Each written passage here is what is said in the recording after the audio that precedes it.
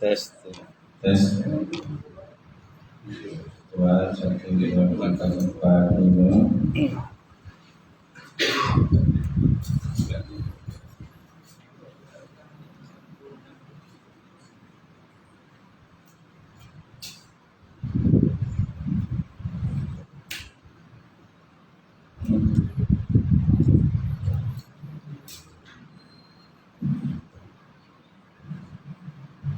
Baik, kita mulakan kajian kita pada malam ini dengan bersama-sama baca Al-Quran. Ila hadratin Nabi Muhammad Mustafa Rasulullah sallallahu alaihi wasallam wa ala al-kiram ashabi zawm syaikhul Fatihah. A'udzubillahi minasyaitonir rajim. Bismillahirrahmanirrahim. Alhamdulillahi rabbil alamin. Ar-Rahmanir-Rahim. Maliki yaumiddin. Iyyaka na'budu wa iyyaka nasta'in. Ihdinas siratal mustaqim. Siratal ladzina an'amta 'alaihim ghairil maghdubi 'alaihim waladdallin. Amin. Assalamualaikum warahmatullahi taala wabarakatuh. Alhamdulillah nahmaduhu wa nasta'in wa nastahdi wa na'udzu billahi min shururi anfusina wa min sayyiati a'malina. May yahdihillahu fala mudilla lahu wa may yudlil fala hadiya lahu. La ilaha illallah wahdahu la syarika lahu wa asyhadu anna Muhammadan 'abduhu wa rasuluh. Allahumma shalli wa sallim ala Sayyidina wa Nabiyina wa Habibina wa Syafiina wa Zuhrina wa Maulana Muhammad wa ala alihi wa sahbihi ajma'in. Allah subhanahu wa ta'ala fil Quran Karim, ba'udzu billahi minasy syaithanir rajim. Bismillahirrahmanirrahim. Wattaqu fitnatan la tusibanna alladzina zalamu minkum khassah. Wa'alamu annallaha syadidul iqab. Sadaqallahul azim. Maksudnya takwa oleh kamu akan banyak bencana yang akan terjadi, tidak akan berlaku terhadap orang-orang yang zalim di kalangan kamu sahaja, tetapi mengenai kepada semua. Wa'alamu annallaha syadidul iqab. Dan ketahuilah Allah Subhanahu wa taala Maha keras rasa siksa azabnya. Qala Nabi sallallahu alaihi wasallam, la yunahadukum hatta hawahu tab'an lima jitubi. Maksudnya tidak sempurna masalah seorang kamu sehingga hawa nafsunya akur kepada apa yang aku bawa, kata Rasulullah SAW. Mati yang dimuliakan kelima, tuan terlima, sudah tuan sembilan, tuan sembilan. Tuan bilang ramai lima ibal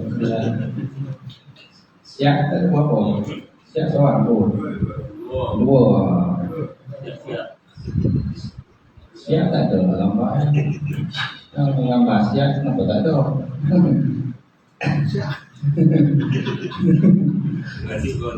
ngajuk ada.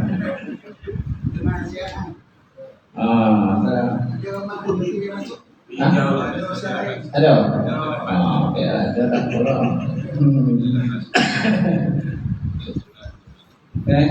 Tuan haji, tuan hajah, pengurusi masjid, kata kawasan masjid, senang jemaah muslimin muslimat yang dirahmati Allah Taala. Alhamdulillah kita merafakkan sisi puji dan syukur Allah Subhanahu Wa Taala kena dengan lepas dunia setelah daripada Allah.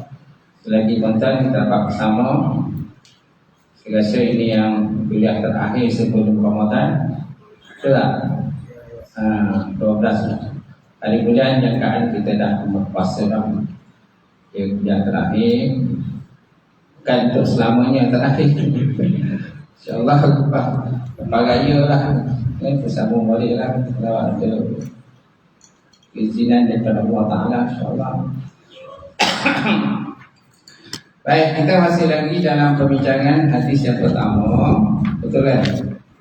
Hadis pertama hadis daripada Jabir tu, Jabir bin Abdullah. Yang mana Nabi SAW tu apabila berkhutbah, maka bersangatan merahlah matanya, tinggilah suaranya, bersangatan marahnya, seolah seperti tentera, tentera yang beri peringatan. Ataupun komandan beri peringatanlah kepada tentera-tenteranya. Okey. Jadi pada malam ini kita lihat episod 6 kelima keadaan Rasulullah SAW dengan orang-orang mukmin. Sebagaimana keadaan Rasulullah SAW dengan orang mukmin. Sebagaimana yang sedia maklum bahawa tiap-tiap orang adalah berhak menjaga keadaan dirinya sendiri lebih daripada orang lain. Itu mana dia punya matan itu. Sebab dua matan itu, sumayaqulu ana aula bi kulli mu'minin min nafsi. Sumayaqulu, kemudian Nabi pun bersabda, ana aula bi kulli mu'minin min nafsi. Aku terlebih berhak menolong tiap-tiap seorang mukmin lebih daripada dia menolong dirinya sendiri. Kemudian Nabi kata, man taraka malan bagi ahli. Orang siapa meninggalkan harta, maka bagi ahli keluarga lah. Wa man taraka dainan, siapa meninggalkan hutang, au dayaan, ataupun hidup terumbang ambing macam tu, kehilangan tempat bergantung lah, dayaan.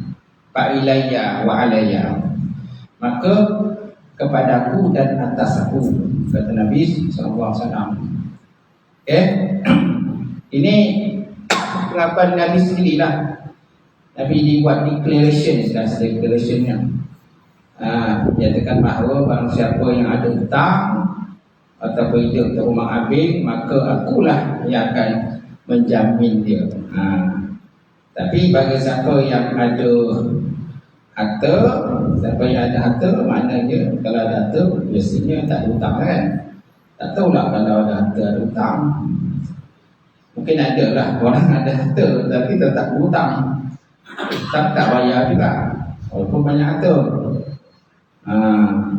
Jadi maksud Nabi ini ada duit, ada harta dan tak ada hutang. Jadi kalau dia meninggal, kata Nabi, maka kepada ahli warisnya lah. Mana ahli warisnya lah yang akan mewarisi harta tadi. Dia akan bagi-bagilah harta tu. Itu maksud Nabi tergabung. Bukan boleh. Sebagaimana yang saya maklum bahawa tiap-tiap orang ada berhak menjaga keadaan diri sendiri lebih daripada orang lain. Tetapi Rasulullah SAW berhak menjaga keadaan setiap orang mukmin lebih daripada orang mukmin itu menjaga diri sendiri. Ini ciri-ciri akhlak yang ada kepada Nabi SAW sesuai dengan ayat Quran itu. Laqad ja'akum rasulun min anfusikum azizun 'alaihi ma anittum harisun 'alaikum bil mu'minina ra'ufur rahim. Fa in tawallaw faqul hasbiyallah la ilaha illa hu 'alaihi tawakkaltu wa rabbul 'arsyil 'azim. Dapat ja'akum rasulun min anfusikum, datanglah Rasul telah datang, yang mana dia daripada diri kamu sendiri, mana daripada bangsa Adam. Dapat ja'akum rasulun min anfusikum azizun 'alaihi ma, sangat beratlah terhadap apa yang penderitaan yang kamu alami itu lah. Azizun 'alaihi ma anittum harisun alaikum, dan dia sangat mengharapkan kamu semua beriman kepada Allah Subhanahu Wa Taala. Segala dua benda yang ditekan Allah Taala. Yang pertama yang tergambar kita tentang Nabi tadi sangat prihatin terhadap segala penderitaan yang umat dia alami. Yang kedua, Nabi itu sangat mengharapkan supaya semua orang itu beriman kepada Allah Subhanahu Wa Taala. Laqad ja'akum. Kemudian dalam ayat yang satu lagi, ia ada kaitan dengan hadis ini, itulah An-nabiyyu aula bil mu'minin. An-nabiyyu aula bil mu'minin min anfusihim wa azwajuhum ummahatuhum wa ulul arhami ba'duhum aula bima fi kitabillahi minal mu'minin wal muhajirina illa an taqulu ila awliyaikum ma'rufa kana zalika fi kitabil mastura. Maksudnya Nabi itu lebih menolong dan lebih menjaga kebaikan orang-orang beriman daripada diri mereka sendiri. Dan istri-istrinya itu adalah menjadi ibu kepada mereka. Dan orang-orang yang mempunyai pertanggungan kerabat, setengahnya lebih berhak mewarisi akan setengahnya lain menurut hukum kitab Allah daripada orang-orang beriman dan orang-orang muhajirin yang bukan kerabat. Kecuali kalau kamu nak berbuat baik kepada sahabat-sahabat kalian kamu, hukum demikian adalah tertulis dalam kitab Allah. Kana zalika fi kitabil mastur. Jadi dalam ayat ini, ayat dalam surah Al-Ahzab tu, ayat 6. Jadi ayat ini ada kaitan dengan hadis ni tuan. Macam ayat tadi lah, surah Al-Hasyr tu, ayat terakhir surah Al-Hasyr pun ada kaitan dengan hadis ni. Ayat ni pun an-nabiyyu aula bil mu'minina min anfusihim wa azwajuhum ummahatuhum. Nabi itu lebih menolong dan lebih menjaga kebaikan orang-orang beriman daripada diri mereka sendiri. Surah Al-Ahzab ayat 6. Ini pun ada kaitan dengan hadis yang kita baca tadi. Perbincangan hadis ini. Untuk yang tajuk yang kelima ni. Tuan. Sebab sebelum saya hadir itu memang biasa saya tengok dulu kita berbincang ada apa benda yang berbincang. Saya tak nak tuan saya datang tapi saya tak tahu benda saya datang. Saya tak tahu benda saya datang. Biasaan tengok dulu lah, kalau tidak pun setengah jam tengok dulu kita Arab tengah tu. Kadang-kadang tak ada dalam kitab, saya tengok dalam internet lah. Internet yang bahasa Arab. Maksudnya jadi itulah ciri-ciri yang ada pada Nabi lah. Sangat mencintai orang-orang yang beriman, melebihi daripada diri Nabi sendiri lah. Macam Nabi sanggup menggadaikan nyawa baginda sendiri lah. Sebagaimana yang sedia maklum bahawa tiap-tiap orang ada berhak menjaga keadaan diri sendiri lebih daripada orang lain. Tetapi Rasulullah SAW berhak menjaga keadaan setiap orang mukmin lebih daripada orang mukmin itu menjaga diri sendiri. Nampak? Nabi lebih perhatian daripada diri kita sendiri. Diri sendiri pun kadang-kadang tak tahu ya. Tak tahu je. Nabi yang pesan kat kita. Tapi Nabi dah wafat, siapa nak pesan? Nabi dah wafat, siapa nak pesan kita? Para ulama lah. Betul? Para alim ulama lah kita nak pesan kita. Ini alim ulama marah. Kalau Nabi cakap kan, kata alim ulama kena belajar lagi. Dia pula pergi arahkan ulama belajar lagi. Dia tak belajar. Itulah zaman akhir zaman ni lah. Jadi orang jahil memberi pesan kepada ahli ulama suruh belajar. Ahli ulama sepatutnya pesan pada orang jahil suruh belajar. Ini orang jahil pula pesan ulama suruh belajar lagi dia. Kemudian dengan sifat seorang pemimpin negara dan pemimpin agama yang membawa keputusan daripada Allah Ta'ala, baginda mencurahkan segala daya upaya, segala kebolehan dan segala perasaan untuk kebaikan umat di dunia dan di akhirat. Jauh sekali baginda melakukan kecuaian dalam menjaga tugas untuk kebaikan, dan tidak sesekali baginda berusaha untuk kepentingan diri sendiri. Betul? Nabi buat semua tak ada kepentingan diri sendiri, tapi untuk kepentingan umat baginda Rasulullah SAW sendiri, untuk kebaikan umat. Di antara cara-cara baginda menjaga kebaikan orang mukmin ialah kesanggupan baginda menjaga orang-orang yang kehilangan tempat bergantung. Ad-diya'an tadi kan. Sebut dalam hadis tu, man taraka dainan aw daya'an fa ilayya aw alayya. Itu dalam hadis tu. Sebut dua. Barang siapa meninggalkan hutang ataupun kehilangan tempat bergantung, maka Nabi lah yang menanggung ataupun bayar je lah. Bagi dia menjaga orang yang kehilangan tempat bergantung dan membayar hutang yang ditinggalkan oleh si mati yang tidak meninggalkan harta benda. Sebab orang mati ni ada dua jenis. Satu ada harta, satu tak ada harta. Yang ada harta tu bolehlah diwariskan kepada anak cucu. Yang tak ada harta itu yang kadang ada hutang. Hutang itulah yang perlu dijelaskan. Kalau hutang tak jelaskan, macam mana pula? Kalau hutang tak jelas, jadi dia punya roh tu kan tergantung-gantung tak? Tergantung-gantung antara langit dengan bumi. So macam mana?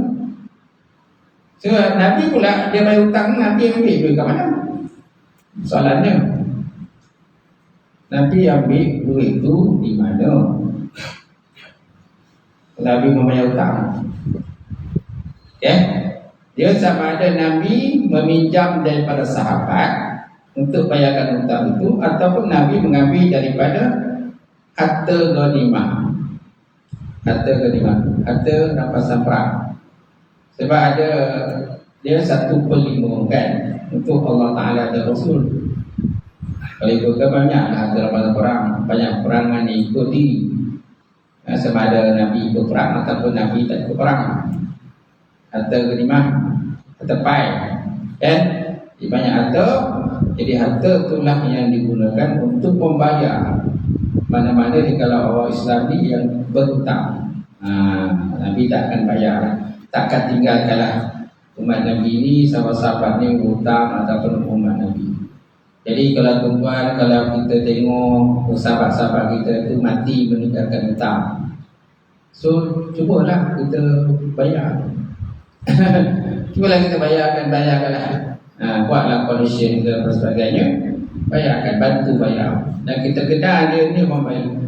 Orang masih hidup di pagi, gaji datang masih surau bercampur masyarakat, dan jauh sekali lah daripada orang kata menyinggung hati perasaan orang lain dan sebagainya. Cuma dia meninggalkan hutang tu je. Dia baik, dia baik, tak ada masalah pun, tak ada menyakitkan orang dan sebagainya.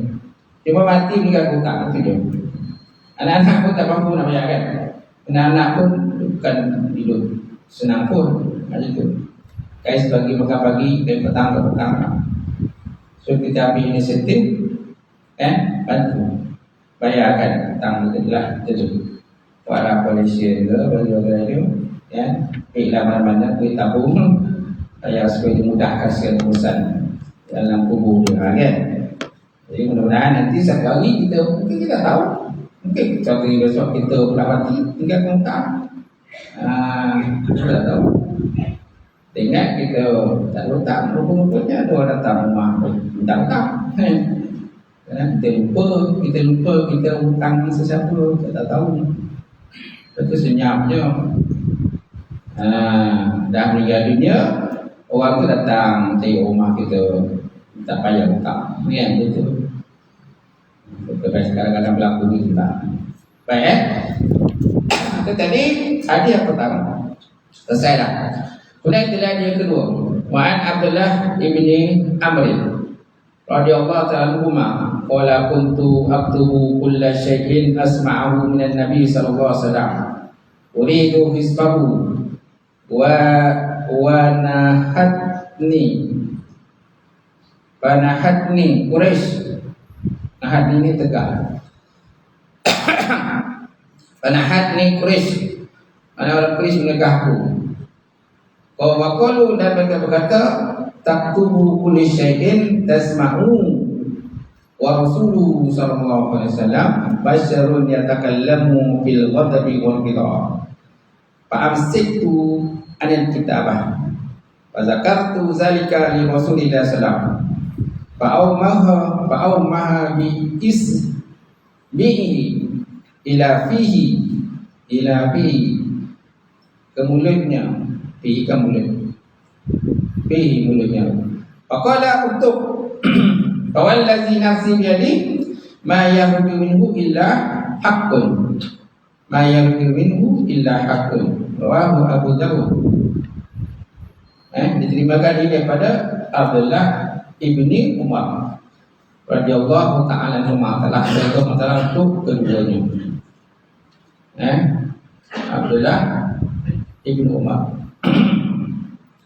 mana ayah, anak ayah sekali lah, Allah Ta'ala redha. Kalau apa kata ia, untuk aktubu kulla syai'in, adalah aku menulis tiap-tiap sesuatu yang aku dengar daripada Nabi sallallahu alaihi wasallam. Uridu hisbahu, aku berkenan untuk menghafal. Jadi Abdullah Umar ni, dia kalau Nabi berikan ucapan apa-apa, dia akan tulis. Sama ada Quran ataupun hadis Nabi, dia tulis lah, macam tu. Kemudian ditegahkan aku oleh Quraisy. Tiba-tiba Quraisy kata, mana ada orang nak Lailah, dia tegak. Wahai Abdullah bin Umar, jangan tulis. Jadi apa yang Nabi ucapkan tu jangan tulis. Jadi dia tegak Umar bertulis. Wa qalu, dan mereka berkata, taktubu kulla syai'in tasma'u, engkau menulis tiap sesuatu yang kau dengar. Wa Rasulullah sallallahu alaihi wasallam basyarun yatakallamu bil ghadabi wal ridha, sedangkan Nabi SAW itu berkata-kata, dia manusia biasa, dia berkata-kata sama ada ketika marah ataupun ketika ridha. Dia Nabi ni orang biasa je, kata. Ada masa dia bercakap ikut emosi, ada masa Nabi cakap ikut emosi, kata orang yang menegak tadi lah.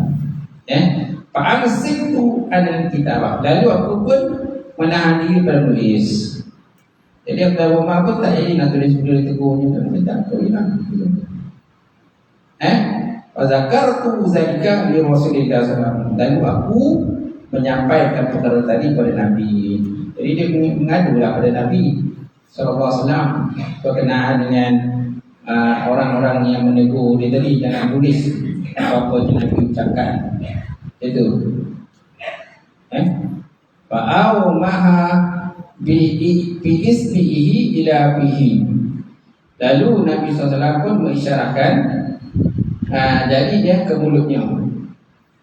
Lalu baginda menunjukkan kepada mulutnya dengan jarinya. Kan? Nabi mengisyaratkan jarinya ke mulutnya. Apa Nabi kata? Uktub. Tulislah kata. Uktub wallazi nafsi biyadihi, maka demi diriku yang berada dalam genggaman Allah Subhanahu wa taala, ma yahudu minhu illa haqqun, tiada keluar daripada nya mulut Nabi itu, ma yahudu minhu illa, kecuali haqqun, benda yang benar, kecuali benda yang benar. Jadi maknanya akhirnya agama pun tulisan itu. Baik. Jadi ada yang kedua ni menerangkan, yang pertama, penulis hadis Rasulullah SAW telah dilakukan oleh sahabat-sahabat baginda. Yang kedua, baginda mengizinkan supaya hadis-hadis itu ditulis. Yang ketiga, segala yang disampaikan oleh baginda adalah benar. Okay? Kemudian anggapan berlakunya kesilapan pada penyampaian baginda adalah anggapan yang tidak berasas. Tidak berasas. Sebab apa? Apa dia yang keluar dari Nabi daripada mulutnya adalah benar. Wa ma yantiqu anil hawa in huwa illa wahyun yuha. Wa ma yantiqu anil hawa. Nabi itu tak berkata-kata mengikut hawa nafsunya. Kecuali apa yang ditulis itu ialah yang keluar itu bukan wahyu daripada Allah Subhanahu wa taala saja. Walaupun itu ada juga kaul ataupun tegahan yang menyatakan Nabi pernah menegah para sahabat menulis. Ada hadis, semua saya tak lupa hadis, tapi ada hadis yang menegah daripada Nabi tegak daripada menulis. Sebab apa menegah tu? Okey, kenapa ditegak? Ni ada beberapa pendapat lah. Sebab tegak itu antaranya ialah zahabal aghlab ila anna nahya kana fi awal Islam muhafatan ikhtilatil hadis bil Quran. Falamma amina iltibas sammahalahun Nabi sallam bitadwin al-hadis wa kitabihi. Fakanat hadis al-ibahah an-nasikhah li hadis al-mali. Okey. Wajah pertama telah berpendapat kebanyakan daripada mereka di atas tegahan tadi, benda itu berlaku pada awal-awal Islam. Tegahan itu berlaku pada awal Islam. Ini wajah yang pertama dia. Perbezaan antara tegahan dan juga kebolehan. Tegah dan boleh. Waqad nazar ahli ilmi fi hadis an-nahyi an-kitabah wa hadis ahibahah wa jama'u bainal hadis min iddatil awjuh. Telah menilik ataupun meneliti oleh kebanyakan daripada ahli ilmu pada hadis-hadis tegahan daripada menulis dan hadis-hadis yang dibolehkan menulis, dan mengumpul mereka itu di antara hadis-hadis itu di dalam beberapa wajah. Wajah yang pertama dia kata, kenapa ditegah tadi? Ditegah tadi adalah kerana pada permulaan Islam. Zabal aghlab ila anna nahya kana fi Islam. Yang tegah itu berlaku pada awal Islam. Kenapa? Muhafatan ikhtilatil hadis bil Quran. Kerana ditakuti bercampur hadis dengan Quran. Gitu. Ditakuti bercampur hadis dengan Quran. Okey. Kemudian manakala bila dah Islam tu dah semakin kuat dan samaha lahum Nabi, lalu Nabi pun memaafkan. Dan Nabi pula susun pula bitadwinil hadis wa kitabah. Nabi suruh susun dan tulis. Tenang. Jadi adalah hadis yang membolehkan tadi menasahkan hadis yang menegah. Bahkan hadis ibahah nasihatan li hadis al-mani. Jadi mana ada hadis yang menegah tadi, mana telah dibatalkan dengan hadis yang membolehkan seperti tulis setengah perkara tadi. Itu wajah pertama. Wajah yang kedua, zahaba qaumun ila anna nahya innama kana min kitabatil hadis ma'a Quran fi sahifatil wahidah li'annahum kanu yasma'una ta'wil al-ayah farubbama katabuhu ma'aha fanahu anzalika lihulubil ishtibah. Wajah yang kedua, berpendapat oleh satu kaum kepada sesungguhnya tegahan penyelesaiannya adalah dia pada menulis hadis beserta Quran pada sahifah wahidah, pada lembaran yang satu. Mana dalam satu kertas tu, satu lembaran tu ditulis hadis dan Quran bersama. Itu yang dia kata tegahan tu. Dia kata wazaqa qaumu ila anna nahya ila makana min kitabil hadis ma'a Quran fi sahifatin wahidah. Jadi tegahan tu ialah menulis hadis beserta Quran dalam sahifah wahidah, mana satu lembaran. Satu lembaran lah, mana digabung ke situ, itu yang tegak. Okey. Baru bama katabuhu maha. Jadi barangkali kalau mereka tulis beserta dua kan antara Quran dan hadis tadi, fanahu al-zalika. Jadi mereka tegak demikian tadi li khaufil ishtibah, kerana takut akan berlakunya kesamaran, perserupaan ataupun pencampuran. Pencampuran antara hadis dengan Quran tadilah. Okey. Yang ketiga, wajah ketiga, anna nahyaka nabi haqi mayyushaku bihifzihi muhabatan ayyatawakkala alal kitabah wa amma azna bahwa bihaqi man la yushaku bihifzihi. Wajah yang ketiga, sebenarnya ketegak itu, tegak itu adalah pada hak orang-orang yang sikah dalam hafalan, yang kuat hafalan. Tegahan itu adalah berlaku pada hak orang-orang yang kuat hafalannya. Okey. Adapun orang yang tidak kuat hafalannya, maka diizinkan. Fa'amal izna bahwa pihak ma la yushiku bihi. Sedangkan keizinan untuk menulis itu hanyalah kepada orang-orang yang tidak kuat hafalan. Siapa kuat hafalan tak perlu tulis. Itulah tadilah berkenaan perkara tadi. Benda ini pun kutip-kutip dalam internet lah, yang bahasa Arab semua tengok boleh pada hadis tadi ya. Jadi daripada Abdullah bin Umar radhiyallahu anhu, katanya biasanya aku menulis segala yang aku dengar daripada Nabi SAW dengan tujuan hendak menghafalnya. Lalu dilarang oleh orang-orang Quraisy serta berkata, patutkah engkau menulis segala yang engkau dengar? Sedangkan Rasulullah SAW seorang manusia yang bercakap dalam marah dan dalam suka, ya, bil ghadabi wal ridha. Ada masa Nabi cakap dalam keadaan dia emosi, ya, kan? Ada masa Nabi cool, kan? Gitu. Setelah itu aku pun berhenti daripada menulis. Jadi Abdullah bin Umar ni jadi waktu dia pun langsung tak nak menulis dah. Kemudian aku menyebutkan hal tadi pada Nabi. Lalu baginda itu menunjuk kepada mulutnya dengan jarinya sambil bersabda, tulislah wahai Abdullah, kerana demi Tuhan yang diriku dalam kekuasaannya tidak keluar daripada mulutku ini melainkan dengan yang benar sahaja. Betul? Cuma dari segi pembukuan lah, pembukuan hadis tu, tak silap saya, pembukuan hadis berlaku pada zaman Sayyidina Umar bin Abdul Aziz. Umar bin Aziz barulah ditulis secara dibukukan, secara macam official lah, kan? Secara official dan rasmi itu pada zaman Sayyidina Umar bin Abdul Aziz.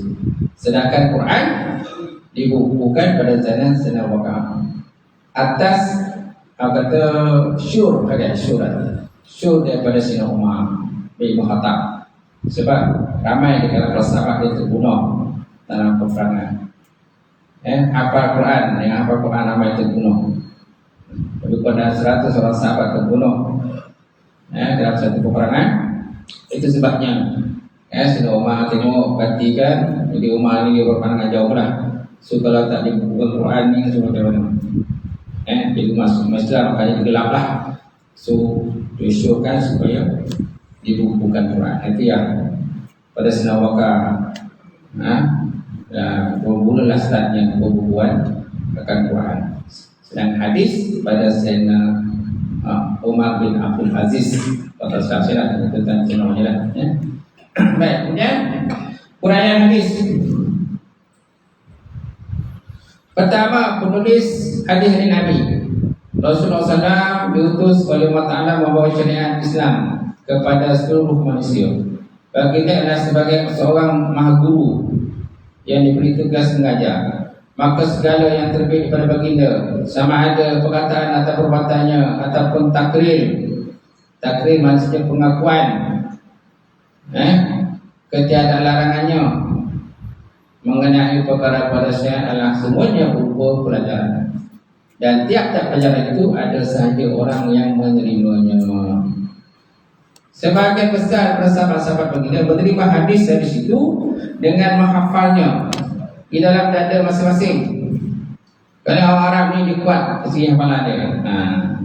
Sebab Allah Ta'ala itu turunkan Quran dalam bahasa Arab. Sebab orang Arab ni dia kuat hafazannya. Siapa lagi? Ialah ada orang Arab kan. Orang Arab kan. Quran Arab dia memang senang lah. Dan bahasa dia hari-hari tu lah. Bahasa bercakap pada hari-hari. Dia senang lah kalau dia hafal. Kalau kita ni bahasa Melayu, lepas tu makan apa lagi, apa tak payah lagi, wudu apa benda ke, jogging apa semua macam-macam makan. Okay? Kalau dekat Mekah tu nak cari wudu tu memang susah lah, kecuali tentang bawa wudu sendiri. Yang ada liak wudu. Wudu tak ada. Tempoyak kan? Nak rasa tempoyak Bawa lah sendiri besi baji yang murah tu kan, bawa lah. Sebab dia selera orang Arab ni tak sama dengan selera kita. Masakan dia kena lain sikit kan, masakan kita tak sama. Baik. Jadi sebahagian besar para sahabat baginda menerima hadis itu dengan menghafaznya dalam belajar masing-masing. Dalam pada itu ada juga yang pandai menulis. Mereka tulis hadis itu setelah menerimanya daripada baginda Rasulullah SAW. Tetapi walaupun bagaimanapun bagi sahabat-sahabat Nabi, cara menghafal hadis itu lebih teguh daripada cara menulis dan lebih terkawal daripada kesenapan. Kerana tabiat semua jadi orang Arab itu ialah kuat ingatan dia. Tabiat semua jadi orang Arab ni kuat ingatan dia. Tambahan pula mereka bersifat adil disebabkan kekuatan imannya. Gitu. Tapi ada juga yang bukan semua lah yang buat hafalan, ada juga yang pelupur pun ada juga. Macam tu. Bukanlah semua, tapi majoriti lah kebanyakan orang ada begitu kan. Sebab Al-Quran itu diturunkan dalam bahasa sahabat-sahabat pula masa itu, sahabat-sahabat ialah pun masuk Islam. Jadi jiwa masing-masing itu bersih kan. Seperti anak yang baru dilahirkan, jiwa bersih, baru masuk Islam. Jadi senanglah menerima benda-benda tadi, apa-apa yang diucapkan oleh Nabi SAW. Gitu. Dan orang Arab pun bukan semua tahu menulis pun. Bukan semua tahu menulis pun. Macam Nabi sendiri pun seorang yang umi, tidak tahu menulis dan membaca. Seorang Arab pun Arab Badui itu mana tahu kan? Tak tahu menulis membaca Arab Badui. Kalau Arab kota bandar tu dia tahulah membaca menulis. Nanti ada orang buat pertandingan apa tu menulis syair. Betul? Menulis syair gitu. So mana dia pandai membaca begitu. Tapi Arab musuh ni dia pun tak tahu membaca ni. Okay. Kemudian daripada usaha sahabat-sahabat begitu dalam hal penulisan ada di situ, maka banyak hadis Rasulullah yang telah terkumpul di dalam tulisan pada masa hayat baginda. Jadi benda itu ditulis, cuma tidak dikumpulkan. Tulis-tulislah. Tulis dekat sama juga dengan Quran, tulislah. Dengan pelapat taman, kan pada kulit binatang, pada kulit kayu. Okey, semua ditulis. Cuma tegahan inilah tadi, kan saya cerita tadi. Ada masa kenapa ditegak pada awal Islam? Sebab nanti takut bercampur. Ya, campur Quran dengan hadis. Dan ditegak itu jangan ditulis pada sahifah wahidah. Pada satu lembaran yang satu. Kalau ditegak. Saya sebut tadi kan. Takut nanti bercampur, ada pentasbihan. Pentasbihan ada perserupaan antara Quran dengan hadis, jadi akan bercampur. Kemudian mengenai masalah penulisan hadis Nabi dalam zaman baginda, sila lihat lampiran 1. Lampiran 1.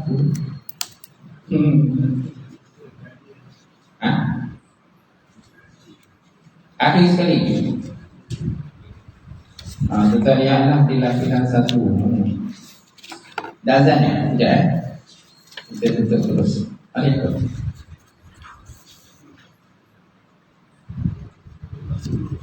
Fokus kan? 10.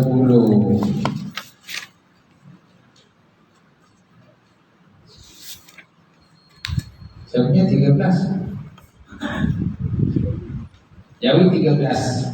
Betul. Lampiran 1 penulisan hadis Nabi SAW. Okay. Pertama, kedua, ketiga. Nanti kita lihat belakang nanti. Itu kita pilih ni. Gitu. Baik, kemudian yang kedua sekali, baginda mengizinkan supaya hadis-hadis ditulis. Penulisan hadis Rasulullah itu bukanlah dilakukan oleh sahabat-sahabat baginda secara rahsia, tetapi dilakukan setelah mereka mendapat kebenaran daripada baginda. Nampak? Nak tulis pun kena minta kebenaran. Nak tulis pun kena minta kebenaran daripada Nabi SAW. Takut Nabi tak setuju dengan tulis. Ini tidak kan Nabi kan kan pen kita pen dia kan barang kita barang dia kan tempayan kita tempayan dia kasut kita kasut dia meletak dia kadang-kadang keluar orang saja di kasut hilang keluar apa saja hilang kasut tak tahu ke mana. Dah ada orang lain yang rajin mengapikan siang kasutnya, tak ada orang pakai. Tak tahu tuannya tu maksud itu. Kemudian sahabat-sahabat Nabi yang sifat keadilan mereka tidak melakukan sesuatu perkara yang berhubung dengan hadis-hadis Rasulullah khasnya dan dengan perkara agama amnya, dengan tidak mendapat kebenaran daripada baginda Nabi. So mereka minta kebenaran daripada Nabi. Dia tak ada tiba-tiba kan nulis dah. Sampai itu sekali dah nak tulis pun kita izin daripada Rasulullah SAW. Wallahu a'lam bishawab. Kadang telah kita perbincangan kita malam ini. InsyaAllah kita sambung ketiga perkara. Ada soalan?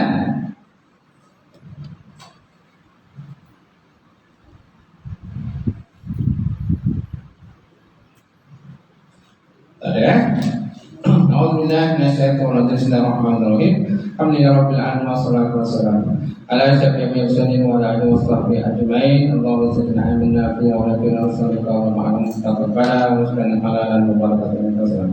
Wasani fatayya alim lawlana qulubana fi ummi ma'rifatika wa fahma ta'rifi. Allahumma qaddil bidin Allahumma qaddil bidin. Allahumma ja'al hadza jam'an marhuma wa tafarraqana min ba'di tafarruqan ma'suma.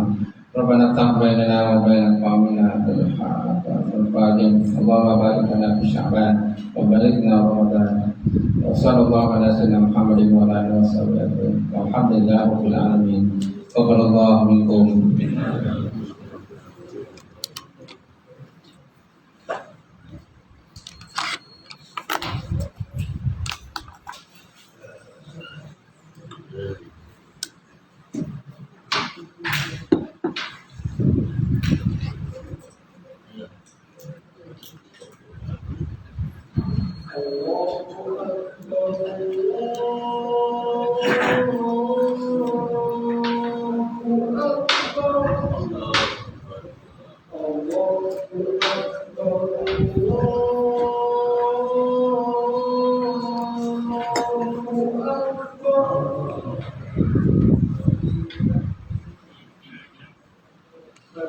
Aduh,